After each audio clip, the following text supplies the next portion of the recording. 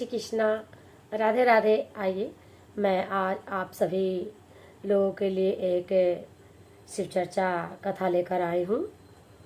आप इस कथा को शुरू से अंत तक सुनिएगा और अगर आपको अच्छा लगे तो कमेंट में हर हर महादेव जरूर लिखिएगा।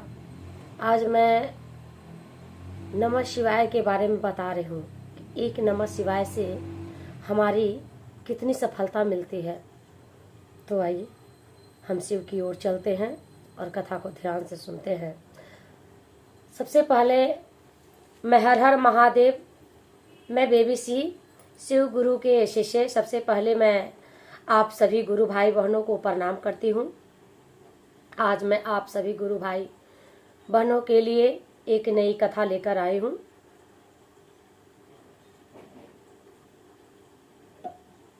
शिव गुरु को चरणों में प्रणाम करती हूँ, माँ भवानी के चरणों में प्रणाम करती हूँ, अपने साहब हरिंद्रा भैया सर एवं नीलम दीदी के चरणों में मैं कोटि कोटि प्रणाम करती हूँ। जितने भी हमारे आस्था यूट्यूब चैनल के द्वारा इस कथा को सुन रहे हैं, उन सभी गुरु भैया गुरु बहना सबको मैं हाथ जोड़ के प्रार्थना करती हूँ, मेरा प्रार्थना स्वीकार करें। आइए आज इस कथा को गुरु भाई बहन सुन रही हैं। ये कथा आप सभी के बीच नई कथा सुनाने जा रही हूँ। अगर आप सभी को हमारी कथा अच्छा लगे तो प्लीज़ कमेंट में हर हर महादेव जरूर लिखें। तो आइए कथा पर ध्यान लगाते हैं। अगर आप नमः शिवाय सच्चे मन से जाप करते हैं तो आपको क्या मिल सकता है। आइए इस कथा के माध्यम से आप अपने ही सब कुछ समझ जाएंगे। एक गांव में एक पंडित जी रहते थे। पंडित जी बेचारा पढ़ाई लिखाई कुछ नहीं किए थे, वो एकदम ही अज्ञानी थे। उनके घर वालों ने बहुत पढ़ाने की कोशिश करी पर उन्होंने कोई पढ़ाई में ध्यान नहीं दिया। जब इसी तरह उनका जीवन ऐसे ही चलते रहा, एक दिन वो बड़े हो गए तो उनका शादी विवाह करने के लिए उनके माता पिता चिंतित हो गए कि भाई लड़का बड़ा हो गया। अब जिसके घर में बच्चे बड़े हो जाते हैं तो माता पिता को ही ये सोचना पड़ता है कि मेरे बच्चे बड़े हो गए। तो ऐसे ही उनके बच्चे बड़े हो गए, वो शादी करने के लायक हो गए। अपने बच्चे को उन्होंने उस अज्ञानी पंडित को शादी विवाह कर दिए। अब तो उसकी पत्नी भी आ गई। अब उनके माता पिता कहने लगे अब तो तुमको कमाना ही पड़ेगा, अगर नहीं कमाएगा तो कैसे काम चलेगा। अब तो बेचारा पंडित कहने लगा कि हमें तो पूजा पाठ में कराने भी नहीं आता है और मन भी नहीं लगता है और ना मैं कोई मंत्र जानता हूँ।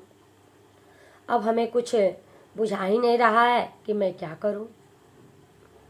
अब तो पंडित के माता पिता घर से निकाल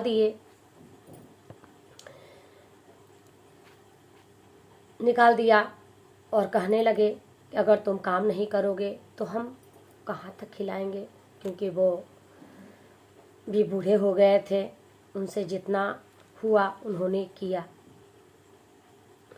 अब इतना बड़ा कर दिया, शादी ब्याह कर दिया, अब दोनों को कहाँ से खिलाएंगे। अब तो बेचारा पंडित सोचने लगा कि भाई हमें तो कोई काम भी नहीं आता है। इधर बीवी भी पंडित को परेशान करने लगा। अब पंडित करे तो क्या करे। उसने सोचा भाई अब तो मुझे कुछ करना ही पड़ेगा। उसने सोचा चलो भीख ही मांग लेते हैं। उसने अब भीख मांगना शुरू कर दिया। 2-4 महीने बीत गए।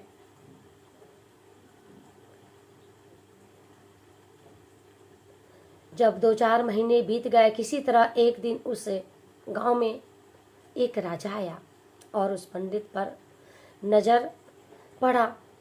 बोला, अपने प्रजा से बोला कि ये कौन भिखारी है जो यहाँ भीख मांग रहा है। ऐसी अवस्था में ये कौन है? अब मंत्री पता लगाया, बोला, महाराज जी, ये पंडित है। राजा कहने लगा, पंडित भाई, पंडित तो पूजनीय होता है, वंदनीय होता है, फिर ये इसका हालात कैसे ऐसे हो गया? ये भीख क्यों मांग रहा है? राजा को उस पुरोहित पर दया आ गया। मंत्री कहने लगा, राजा, ये रास्ता भटक गया है।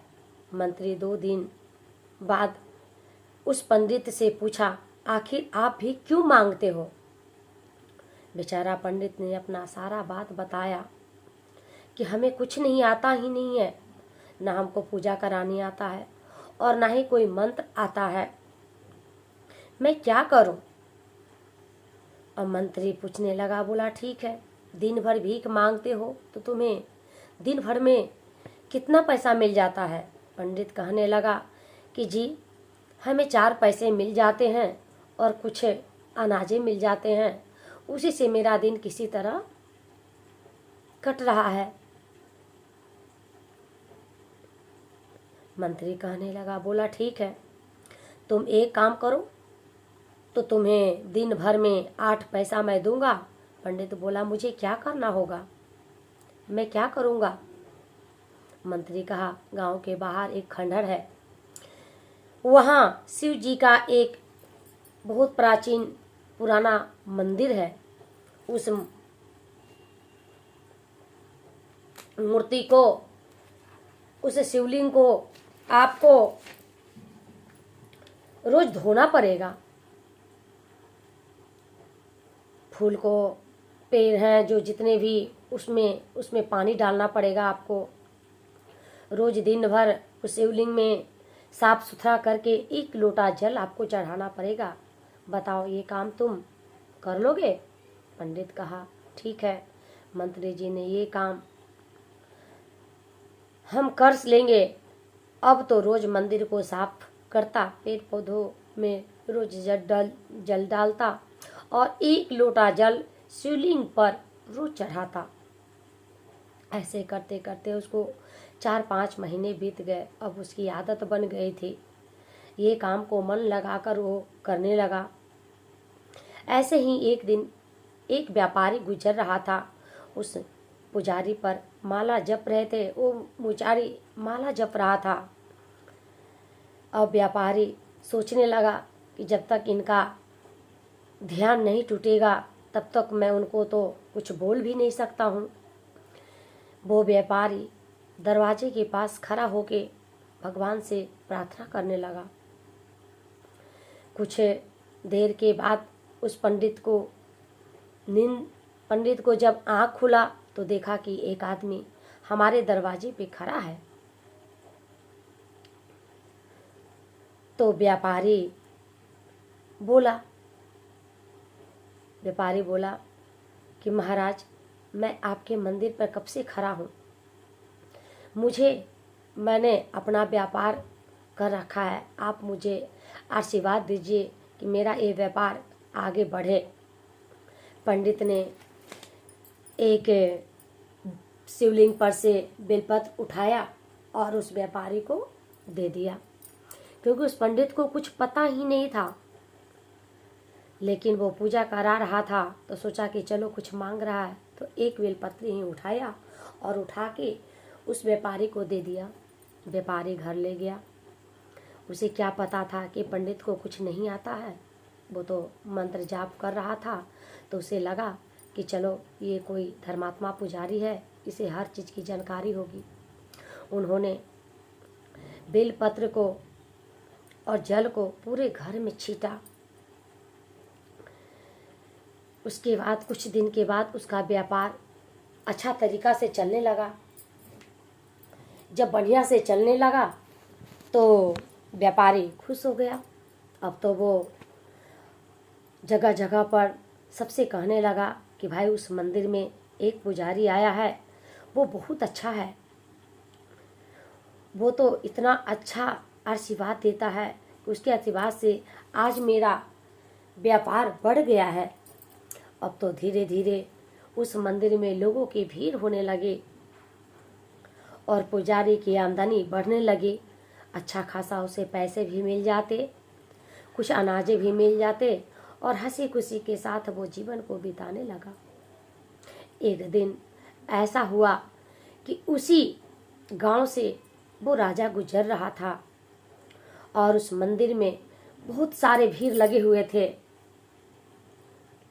जब भीड़ राजा देखा तो पूछने लगा कि भाई इस मंदिर में इतना भीड़ क्यों है। बहुत काफ़ी लोग थे।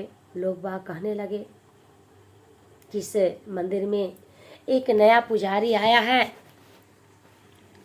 वो बहुत अच्छा से आशीर्वाद सबको भी देता है और मंदिर को सर सफाई करता है, इसी में रहता है और बहुत अगमजानी है। अब तो उसकी खूब पंडित के पूरे जगह फैलने लगा। राजा बोला ऐसी बात है। राजा उस मंदिर के पास गया और उस पुजारी को देखा तो उसका मंत्री कहने लगा कि राजा वही पुजारी